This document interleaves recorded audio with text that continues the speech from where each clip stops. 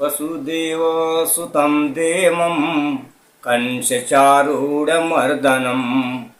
देवकी परमानंदम कृष्णं वंदे जगद्गुरुम। जय श्री कृष्णा, जय श्री राधे। प्रेमी भक्तों, आज मैं पंडित पुरुषोत्तम जी पांडे अपने माध्यम से आप लोगों को कुछ धर्म की बातें बताने जा रहा हूँ।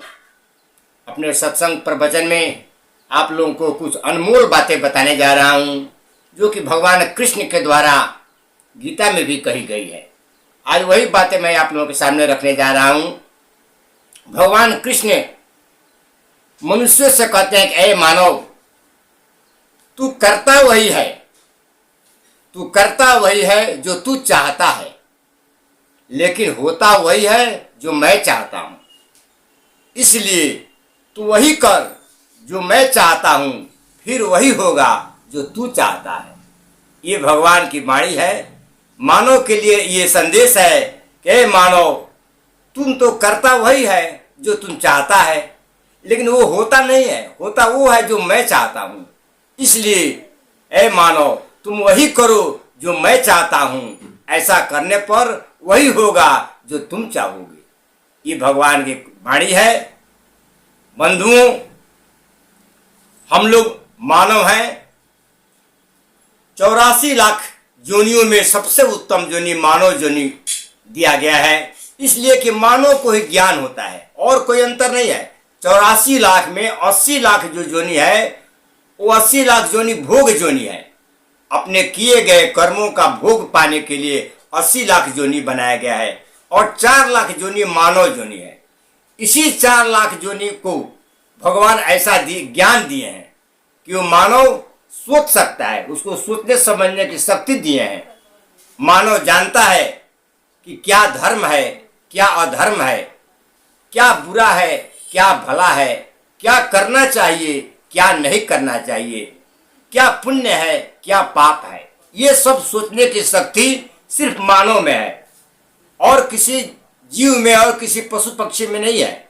इसलिए मानव को श्रेष्ठ माना गया है और मानव को ही कहा गया है कि बड़े भाग्य मनुष्य तन पावा, असुर दुर्लभ सद ग्रंथन गावा। अच्छे अच्छे सदग्रंथ ये गुणगान करते हैं कि मानव का तन ही सबसे उत्तम तन है। बंधुओं, लेकिन हम लोग मानव शरीर पाने के बाद भी बहुत बड़ी भूल करते हैं और कभी कभी तो यहां तक कह देते हैं कि अब तो भगवानों में दम नहीं है। अपनी दम नहीं देखते हैं कि हमारे में दम है कि नहीं है, लेकिन बिना सोचे समझे कह देते हैं कि अब तो आज के जमाना में भगवानों में दम नहीं है और भगवानों में शक्ति नहीं है। विचार कीजिए, हम लोग मानव हैं, हम लोग में कोई शक्ति नहीं है, फिर भी भगवान को कहते हैं कि भगवानों में दम नहीं है। अगर भगवान में दम नहीं हो और भगवान अपना दम दिखा दें तो हम लोगों का दम निकल जाएगा 1 मिनट में। जो दम है वो दम तुरंत निकल जाएगा, ऊपर चढ़ा जाए हम लोग चले जाएंगे, लेकिन फिर भी हम लोग कहते हैं कि अब का तो भगवानों में दम नहीं है।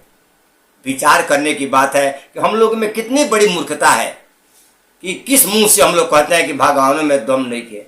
जो भगवान के शक्ति से हम लोग परिचित हैं कि भगवान अगर चाहें तो 1 मिनट 1 सेकंड नहीं लगेगा, पूरा धरती को हिला देंगे और वही उतने दूर हिलाएंगे जितना दूर चाहेंगे। इतनी बड़ी धरती में जितना दूर उनकी इच्छा होगी उतना दूर हिलाएंगे, बाकी धरती ज्यों का त्यों है। लेकिन हम लोगों से अगर कह दें कि तुम लोग 10 गांव 20 गांव के लोग मिलकर धरती को हिला दो, तो पूरे 10 20 50 गांव के लोग मिलकर भी अगर चाहेंगे कि धरती को थोड़ा सा भी हिला दें तो थोड़ा भी हिलने वाला नहीं है। लेकिन फिर हम लोग बिना सोचे समझे कहते हैं कि अब का भगवानों में दम नहीं है। कितने हम लोगों की बड़ी मूर्खता है। लेकिन हम लोग विचार करना चाहिए कि भगवान में दम है कि नहीं। हाँ, अगर दम कहीं नहीं है तो ये विचार करने पर मालूम होगा कि दम भगवान में नहीं है। ऐसी बात नहीं है। भगवान में दम तो जो है वो सारा संसार के मालिक है, सारा संसार के रचयिता है। हम लोग यही इतना हम लोग भूल करते हैं कि भगवान को मानते हैं लेकिन जानते नहीं हैं, सब लोग जैसा कहता है कि हाँ भगवान है, तो हम लोग भी कहते हैं कि भगवान है, भगवान को मानते हैं, लेकिन भगवान को जानते नहीं हैं। और जो जानता है वो ऐसा नहीं कभी कहेगा। इसलिए ऐसा हम लोगों को भूल कभी नहीं कहनी चाहिए और अपनी भूल को स्वीकार करना चाहिए भगवान के सामने। हाँ, अगर दम नहीं है तो हमारी श्रद्धा में दम नहीं है।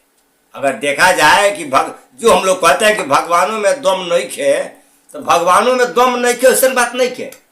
अगर दम नहीं खे तो हमने के श्रद्धा में दम नहीं खे, हमने के विश्वास में दम नहीं खे, भगवान के ऊपर विश्वास नहीं खे, एमे दम नहीं खे, हमने के श्रद्धा नहीं खे, एमे दम नहीं खे। तो जहाँ दम नहीं खे तो देखते नहीं किया भगवान के कहते हैं कि भगवानों में दम नहीं खे। बंधुओं, दम अगर नहीं है तो हमारी श्रद्धा में दम नहीं है, और दम नहीं है तो हमारे विश्वास में दम नहीं है।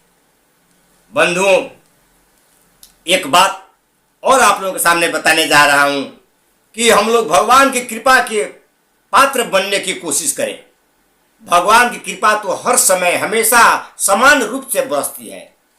सूरज का प्रकाश हर जगह गंदा पर भी पड़ता है, गुलाब पर भी पड़ता है। इसी प्रकार भगवान की कृपा दुष्ट, दानव, मानव, अच्छे बुरे सब पर पड़ते हैं। बात यह है कि हम लोग किस पात्र के हैं, भगवान के कृपा के पात्र हम लोग हैं कि नहीं है, बात यही पर है। स्वाति एक नक्षत्र होता है, स्वाति नक्षत्र का पानी तो पानी ही है, लेकिन सीप में पड़ता है तो मोती बन जाता है। इसमें पानी का क्या दोष है?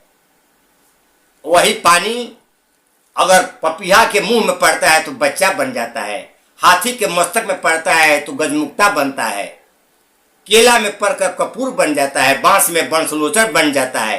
तो ये किसका काम है? पानी का काम। पानी तो वही है, पात्र का काम है। किस पात्र में पड़ा पानी, जो पड़ा वो किस पात्र। दही के प्रमाण एक लीजिए, आप लोगों को प्रमाण दे रहा हूं कि दही तो दही होता है, लेकिन स्टील के थाली में रखिए, फुलहा थाली में रखिए तो दही जब ज्यों का त्यों रहेगा। उसी दही को पीतल के थाली में रख दिए तो दही पितरा जाएगा। तो क्या दही का दोष है? उस पात्र का दोष है, उस बर्तन का दोष है। ठीक यही बात हम लोगों के साथ और भगवान के आशीर्वाद के साथ है कि भगवान की कृपा सबके लिए समान बरसती है, लेकिन हम भगवान के आशीर्वाद लेने के पात्र हैं कि नहीं, भगवान के कृपा के पात्र कितना हैं, ये हम लोगों को सोचने की बात है। और यही कमी हम लोगों की है कि हम लोग भगवान की कृपा के पात्र नहीं हैं, तो ये नहीं समझते हैं और कहते हैं कि भगवानों में अब दम नहीं कर रहा गई। ये कितनी हमारी हम लोगों की भूल है। इसलिए हम लोग को अपनी भूल समझनी चाहिए। भगवान में कहीं भूल नहीं होता है, ये सब अपनी मूर्खता है। इन्हीं शब्दों के साथ मैं आप लोगों को आज आप लोगों के सामने अपनी बात प्रस्तुत करके अपनी वाणी को विराम देता हूँ। जय जय श्री सीताराम।